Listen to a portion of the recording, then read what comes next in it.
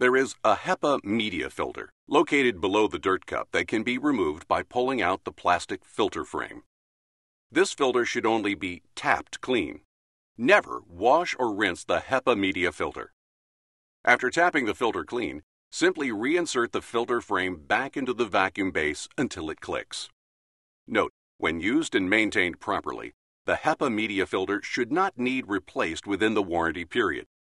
If a replacement is needed, always get the authorized Hoover HEPA media filter designed for your vacuum.